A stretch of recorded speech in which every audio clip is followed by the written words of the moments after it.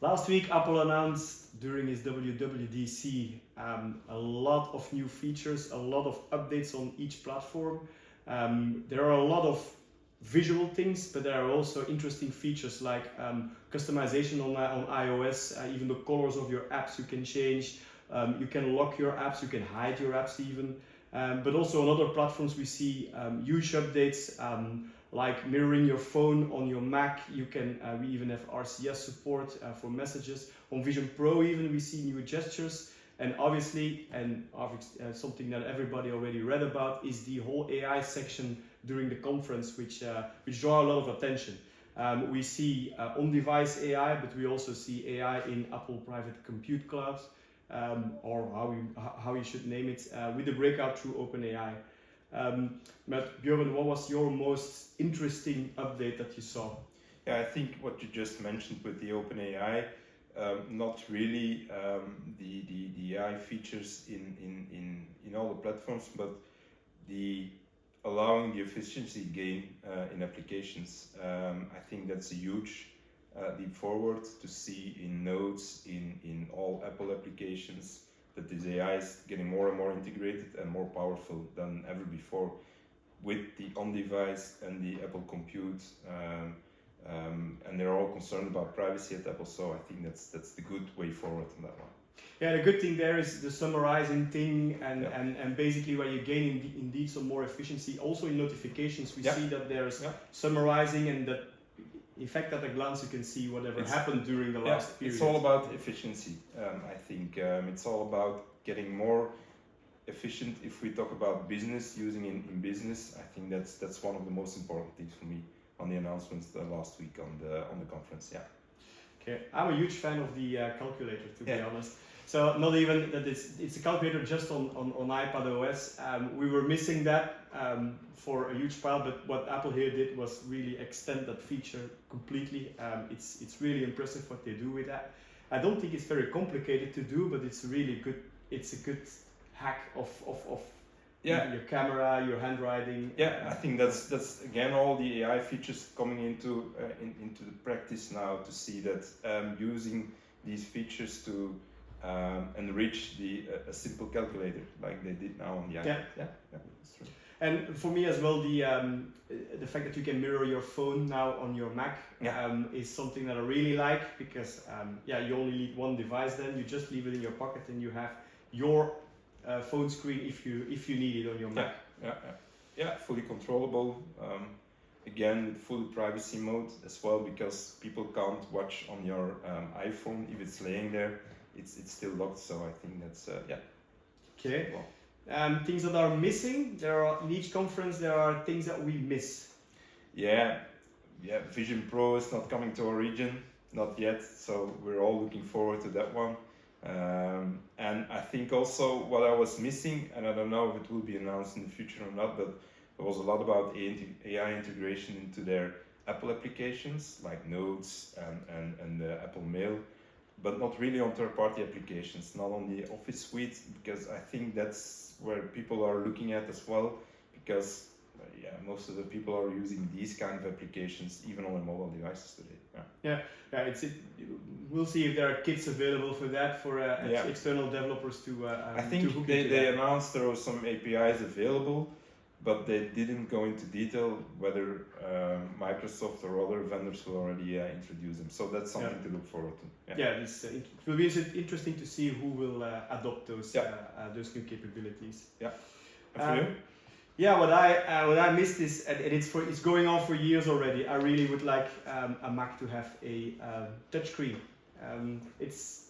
I try to dream of it every year, but it's never going to happen, I think. What's new on device management? That's more our domain of expertise. We see some significant changes on Apple Business Manager. Yeah, Apple Business Manager, important updates. First of all, on the organizational side, so you can now claim personal Apple IDs and turn into managed Apple accounts, because that's the new name for managed Apple IDs, without integrating with an IDP. So I think in terms of adoption of this managed Apple accounts, that will be easier for companies because they don't have the it's no longer needed to have an IDP integrated as well. Users can still claim during the first 30 days if they don't agree, so that's still possible. Okay, so that's a good solution for all those customers or all those users with their corporate email on their personal account, right? Yeah. Maybe it's not really the same thing, but there's a new trick on activation lock. Yeah, I think that's for me the most important one in all the updates we've seen on Apple Business Manager. So activation lock, it's a security feature on all Apple devices when the device is stolen, that you need to have authenticate with the Apple ID, which has been used before on the device. So it's causing quite some issues with customers, because if they don't know the Apple ID, so they can bypass the activation lock. So the activation lock bypass is an MDM feature.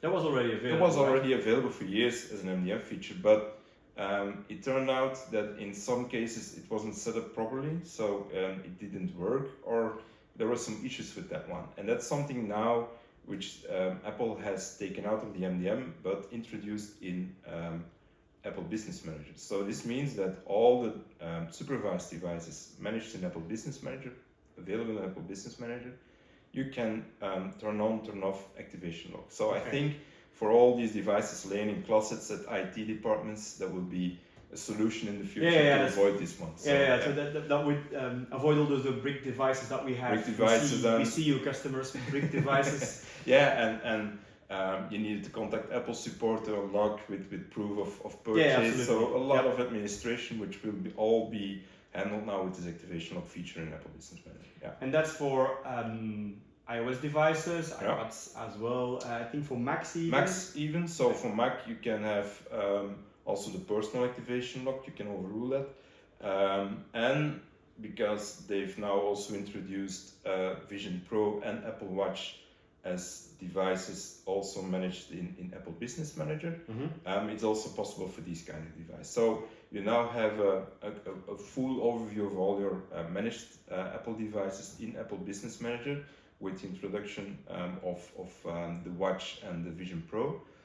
So yeah, I think it's the importance of Apple Business Manager is becoming a lot higher now than it's feature richer, like they say. And so interesting. Vision Pro and Apple Watch. We have a thing called automatic enrollment, which we are already using for years. So that's coming to Vision Pro as well. Vision Pro now also have the zero touch enrollment using Business Manager, Apple Business Manager. So what we see with Vision Pro also, so now in terms of management, more and more features are enabled in terms of MDM management as well. So it's not yet equal to iPhone or iPad management, but since the introduction of the Vision Pro 1.1 and the 2.0 now, there's already a huge step forward in terms of management. So it's considered as a business device. That's something that really was striking throughout the presentation. That we really have you have these nice features that that speaks and gets the headlights, but a lot of example use cases were indeed for business. And then for Watch, we also see enrollment. Obviously, you need a companion phone for that. So these will be enrolled, also automatically enrolled, zero touch enrolled, if you pair your watch to a supervised device. So it was already the case, but they enriched it as well and have some new features on Apple Watch management as well, and they are visible in Business Manager now. So. Then on MDMs, so we covered Apple Business Manager, but on MDMs we also see significant changes in software management updates. Software management updates. So they announced it's not 100% clear what the new features will be. They talk about better notifications for the customer to understand that their updates will be planned and will be forced to the device.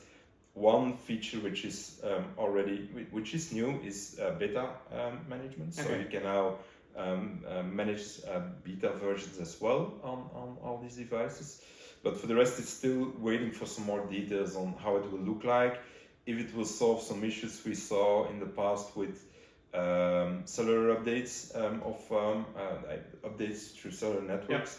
So yeah, wait and see for the next betas to arrive, and then we can start testing as well in the MDMs. Yeah.